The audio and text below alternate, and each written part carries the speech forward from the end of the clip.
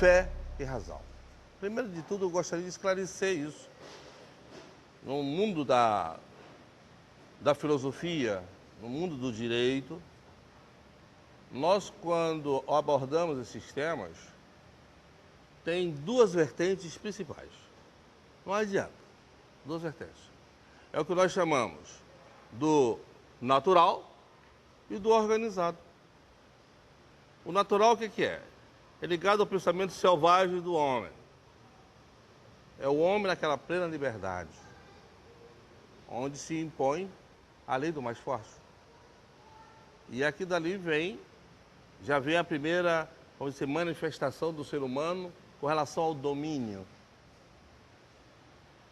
E o direito, que nós chamamos positivo, ou a lei positiva, é o que nós chamamos de pensamento doutrinado, pensamento organizado. Por quê? Pelo homem. Porque o homem percebendo o quê? Neste mundo natural, onde existia a liberdade, excesso de liberdade, só ganhava daquele que era mais forte, ele disse, nós precisamos ordenar isso. Ordenar, criando leis para que essas leis possam servir de parâmetros entre o homem. A lei, o direito, nós sabemos que isso é uma invenção do homem. É uma necessidade social. Nós sabemos muito bem disso. E é baseado nisto que saíram as mais diferentes ideologias. Ideologias? O que é ideologia? Ideologia tem a ver com fé e razão? Em tudo que nós explicamos, que nós chamamos, existem palavras diretrizes. O que nós falamos, se nós não entendermos o que significa essas palavras diretrizes, nós falamos e não dizemos absolutamente nada. Essa que é a realidade. Para que nós possamos entender se há relação entre ideologia, fé e razão, nós temos que entender o que é fé. A realidade ou a verdade de uma coisa, embora não consigamos comprová-la racional e objetivamente. Fé na existência de uma realidade transcendente. Então não sei se vocês sabem que Santo Agostinho, ele só adentrou a igreja com 33 anos. Eu não sei se vocês sabiam disso, né? Ele foi um homem, na juventude, muito pervertido. Ele teve uma vida terrificante. Tudo que ele podia fazer de mal naquela época, dentro daquela sociedade, e que podia ser considerado uma afronta ao bem, ele fez. E ele faz, é a primeira biografia escrita no Ocidente, é dele, que é As Confissões. E lá ele confessa tudo isso. Então ele diz, a filosofia dele tem como preocupação central a relação entre fé e razão. Porque ele foi pegar exatamente essa razão nos ensinamentos de Platão, que ele é considerado um platonista por excelência, né? Ele seguiu aquela linha, né, de filosofia esboçada por Platão, mostrando que sem a fé, a razão é incapaz de promover a salvação do homem e de trazer-lhe felicidade.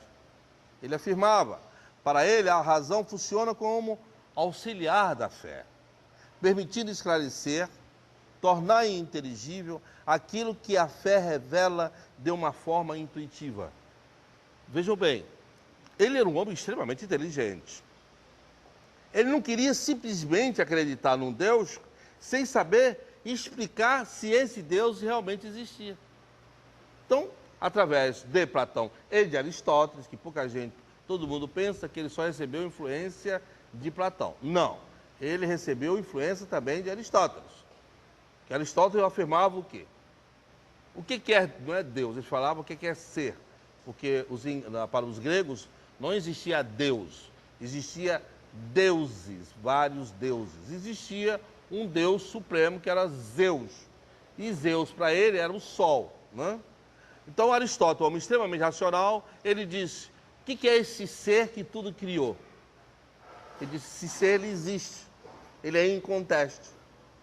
Por quê? O que é esse ser? Esse ser está nele toda a potência do que existe no mundo, daquilo que nós conhecemos e daquilo que nós não conhecemos. As afirmações dele. Mas o que é isso aqui?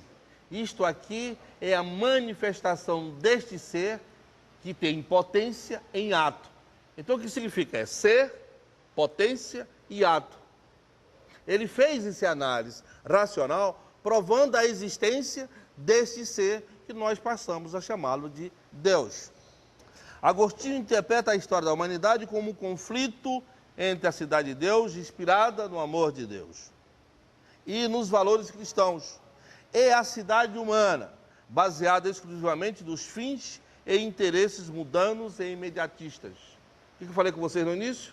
É como se no início baseasse no direito natural, na área natural, que ele diz: Deus está em todos nós, quer nós queiramos, quer não, quer nós reconheçamos, quer não, Ele está em nós. É um aspecto que nós chamamos do direito natural.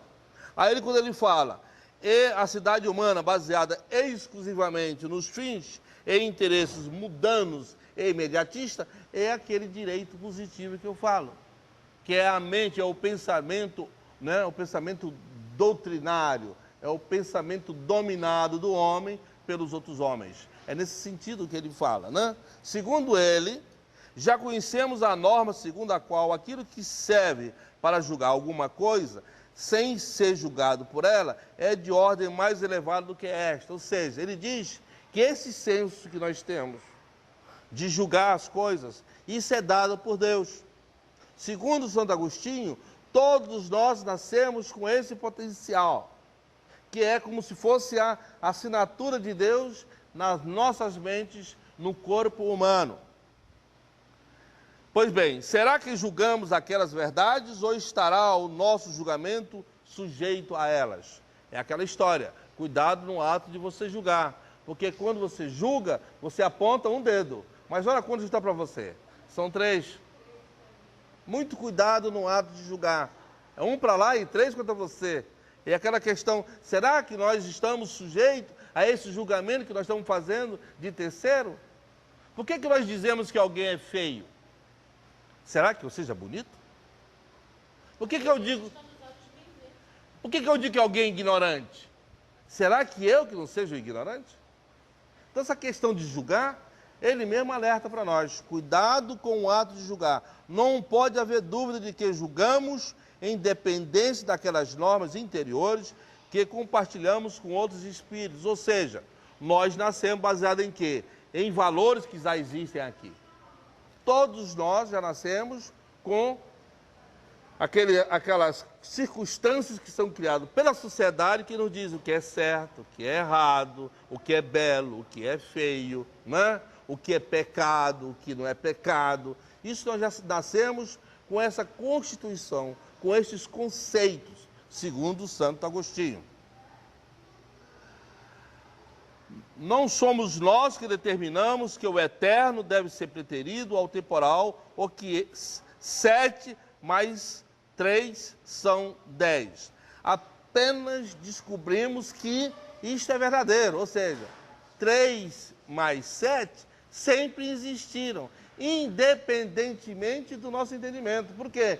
Isto é uma criação divina, de onde se segue que não são inferiores nem iguais à razão, mas superiores a ela, porque tudo que aí está é superior, segundo ele, à razão.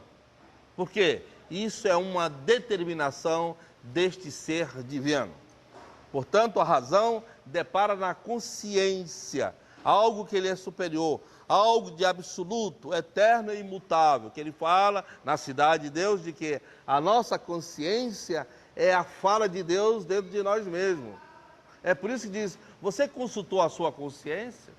É como se você dissesse, você consultou a Deus? Porque quando nós paramos e analisamos, pensamos, né? O que nós fizemos foi certo ou errado, aquele certo e errado é uma decisão que nós tomamos baseado no quê? Nesses valores que nós já encontramos quando nós nascemos. Mas vejam bem, quantas e quantas vezes nós não vamos fazer uma coisa, vem a nossa consciência e diz, olha, Não faz. A gente faz e quebra a cara. É isso que ele quer dizer. É de que essa consciência é essa voz divina que está dentro de cada homem, porque isso é eterno, é imutável, é absoluto. Só nos resta assinalar o resultado final. O que há de mais elevado, porém, deve ser Deus. Com isso fica estabelecida a verdade da existência de Deus. Ele quer provar a existência de Deus usando esses argumentos. Deus existe porque ele existe em função da sua própria existência e de tudo que aí está. Mesmo aqueles indivíduos que negam a Deus, né, eles estão negando em função de quê? Da existência desse próprio ser. Porque se ele está negando, é porque ele teve, né, ele recebeu deste ser aquela que nós chamamos, o que nós chamamos de razão. Agora ele não está agindo com a consciência. É isso que ele nos alerta. A dúvida acerca dessa verdade é eliminada não só pela fé, como também pela razão. Não é nosso argumento que torna necessária a existência de Deus. Acima da razão está a verdade, que julga e modera a razão. Acima da razão está a verdade. Dogma é uma doutrina religiosa fundada numa verdade revelada e que exige o acatamento e a aceitação incondicionais da pessoa. O que é? Você é dogmático. Você não discute. Quais são a Igreja Católica, qual o grande mistério da Igreja Católica, né? É a configuração do Pai, Filho e Espírito Santo. Você aceita aquilo como dogma. É algo, né, que você não tem como refutar. Né? Ceticismo é a concepção a qual o conhecimento do real é impossível à razão humana. O homem deve renunciar à certeza, suspender seu juízo sobre as coisas e submeter toda afirmação a uma dúvida constante. Vejam bem, a razão, isso é uma das questões mais complexas que existem no estudo filosófico, é o que seja a razão. Existem, na realidade, três correntes, os que eles chamam de inatistas. O que é inatista? É que o homem nasce com a razão, nasce com a faculdade de julgar o que é certo e o que é errado. E existe a corrente dos experimentadores, daquele dos... Tem um nomezinho agora que eu esqueci, tem um nome técnico, daqui a pouco eu vou me lembrar. Não, daquele que experimenta, daquele que elabora, daquele que faz, daquele que tem a experiência, né? Ou seja, que afirma que a razão só se adquire com a experiência da vida. E existe uma outra corrente que é liderada por Immanuel Kant, que diz o seguinte: os dois estão errados. Tanto os inatistas, tanto quanto aqueles que acreditam ser através da experiência, estão errados. O ser humano nasce com um potencial de desenvolver a razão, né? Que eu chamo de pigmentação.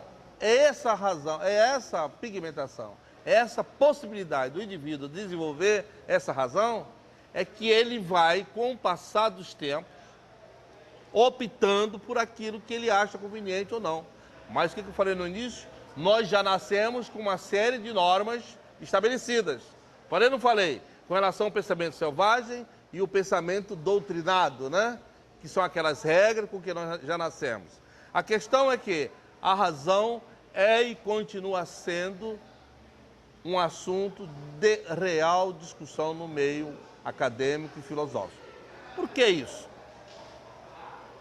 Santo Agostinho, ele procurou disseminar a vida para o homem baseada em quê?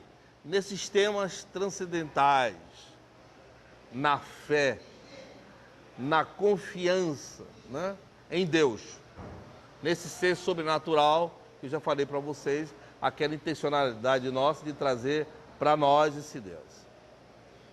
Karl Marx, ele teve também a mesma intenção, mas com uma outra vertente.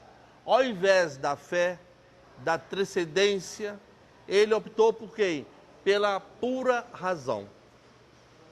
Ele dizia o quê? Que a fé, que as religiões, é que estragava o ser humano. Ele afirma, com a busca de um método filosófico para combater as ilusões do homem, as ilusões da fé do homem. Ele, Marx, procura inverter a ideia do homem que tem os pés na terra e a cabeça nas nuvens. Porque ele dizia o seguinte, se você tem fé, se você tem uma religião, os seus pés estão na terra, mas a tua cabeça está nas nuvens. É uma coisa que você não apalpa, uma coisa onde você não percebe, uma coisa onde você não nota na sua frente. É por isso que ele chama cabeça nas nuvens, mostrando que sua cabeça, suas ideias são determinadas pela terra, ou seja, pelas condições materiais de sua vida. Ou seja, ele diz o seguinte, a vida de cada um é determinada pela maneira como você vive aqui na terra, porque é a terra que determina as exigências.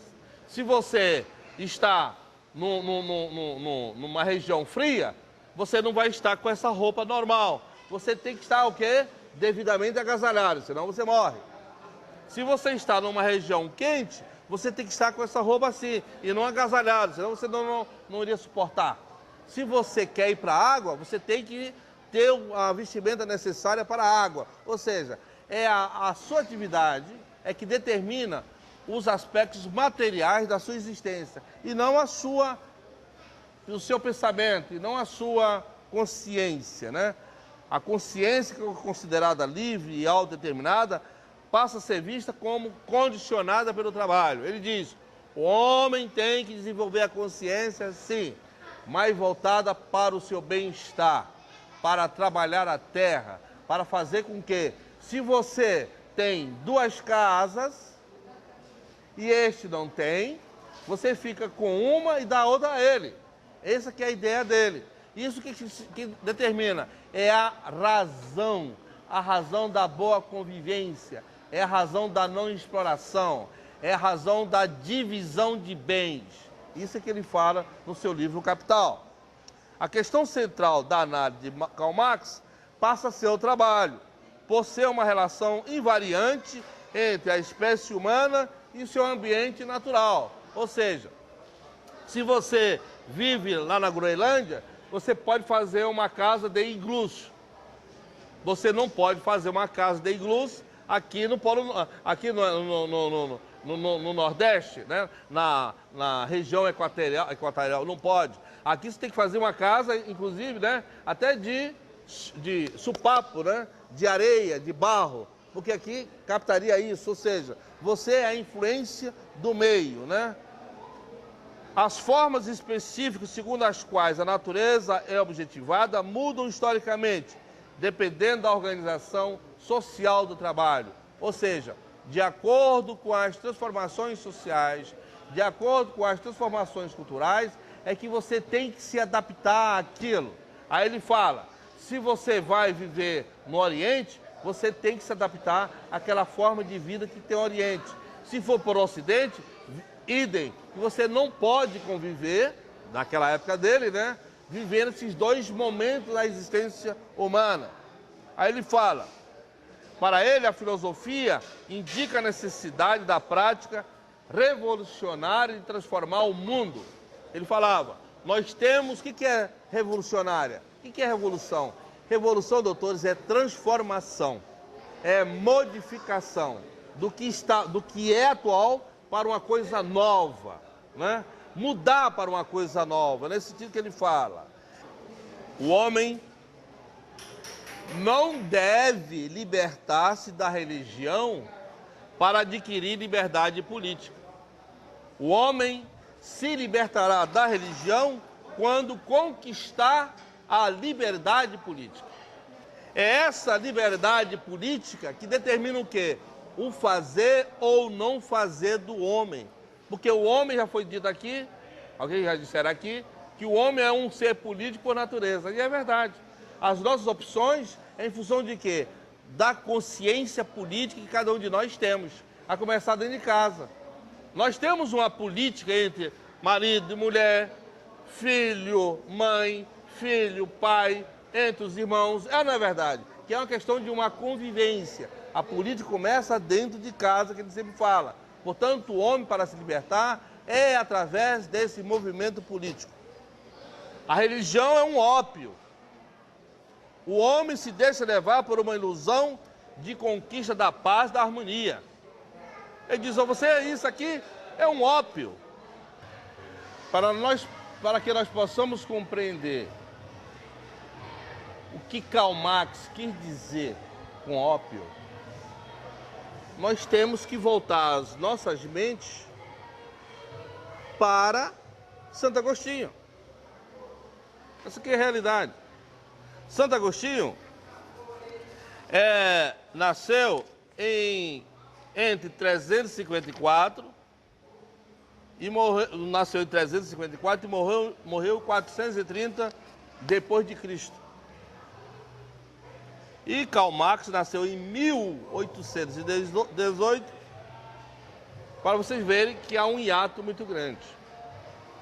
Ele leu também a Cidade Antiga, a Cidade de Deus, de Santo Agostinho, porque não foi só Santo Agostinho que teve a intenção de criar uma sociedade justa, perfeita. Não foi só ele, não. Ele diz, não é através da fé, da religião, que se vai criar uma sociedade justa, que se vai criar uma sociedade perfeita. Todos, sem exceção, têm que trabalhar. Desde o mais poderoso ao mais simples. Porque se todos trabalharem, a carga do trabalho será menor, mais distribuída. Haverão as classes sociais, mas as classes sociais não no sentido de uma ser superior à outra. Não. Quando ele dizia todos têm que trabalhar, inclusive os eclesiásticos. Olha lá, inclusive a aristocracia, inclusive a nobreza, inclusive a burguesia. Porque esses que eram sacrificados não seriam sacrificados em função de quê? Da divisão do trabalho. Então ele falava isso. E para tanto, é necessário o quê? Que as religiões sejam abolidas, porque a religião é um ópio, é um engodo, é uma enganação, basicamente daqueles menos aquinhoados, que sempre imploram a Deus de ajuda, mas ele está sendo explorado por essas grandes classes hoje em dia que mandam. Essa que é a ideia principal dele. Ele diz, em lugar da velha sociedade burguesa, com suas classes, crenças, antagonismo, teremos uma associação de livre desenvolvimento, de que cada um é condição livre para ter liberdades para todos. Essa liberdade no sentido de que houvesse, um equilíbrio entre eles.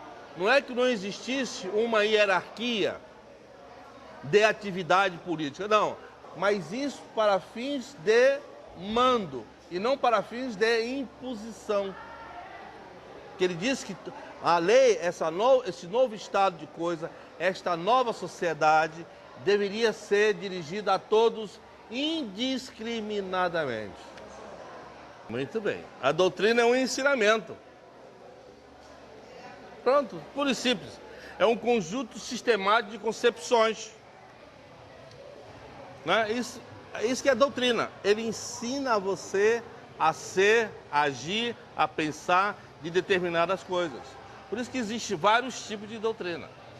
A questão primordial é que eu sempre falo, quando eu falo sobre esses assuntos,